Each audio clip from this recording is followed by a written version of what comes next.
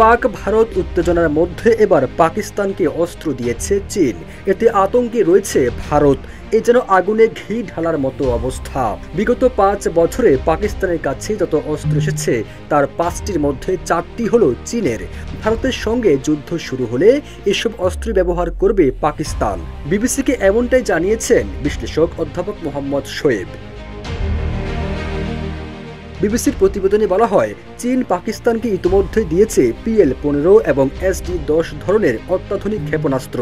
এগুলো BVR প্রযুক্তির সাহায্যে বহু দূরের শত্রু বিমানের নিশানা করে আঘাত হানতে পারে।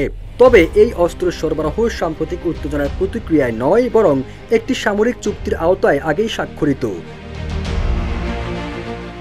এদিকে বিশ্লেষকরা বলছেন, ভারত ও পাকিস্তান উভয় দেশেরই পারমাণবিক অস্ত্র ভান্ডার রয়েছে বলেই এখনও সরাসরি পূর্ণমাত্রার যুদ্ধের সম্ভাবনা কম। তবুও সীমান্তে সাময়িক সংঘর্ষ বা সীমিত সংঘাতের ক্ষেত্রে এই চীনা অস্ত্রই পাকিস্তানের অন্যতম শক্তি হতে চলেছে।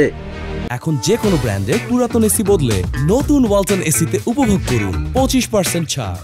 বিবিসিকে দেওয়া সাক্ষাৎকারে অধ্যাপক মোহাম্মদ শোয়েব দাবি করেন যে লক্ষ্যবস্তু চোখে দেখা যায় না এরকম ক্ষেপণাস্ত্রের জন্য পাকিস্তান চীনের উপর নির্ভরশীল। ভারতীয় জাহাজ ও সেনাবাহিনীর গতিবিধি সংক্রান্তের তথ্যের জন্য পাকিস্তানকে চীনের উপর নির্ভর করতে হয়। বিগত বছরগুলিতে পাকিস্তান চীনের কাছ থেকে শুধু সমরাস্ত্রই নেয়নি, বরং গোটা প্রতিরক্ষা ব্যবস্থায় একটি ঘনিষ্ঠ সহযোগিতা গড়ে উঠেছে। পাকিস্তানের সামরিক বিশ্লেষকদের মতে, বায়ু থেকে সমুদ্র সব ক্ষেত্রেই চীনের দেওয়া প্রযুক্তি ও সরঞ্জাম ছাড়া পাকিস্তান মূলত অচল। সব মিলিয়ে ভারত পাকিস্তানের সংঘর্ষ যদি প্রকট হয়, তবে যুদ্ধক্ষেত্রে চীন সরাসরি না থাকলেও তাদের দেওয়া অস্ত্রই যে পাকিস্তানের প্রধান ভরসা হবে তা স্পষ্ট। Firoz Alam, news desk, Ittefaq.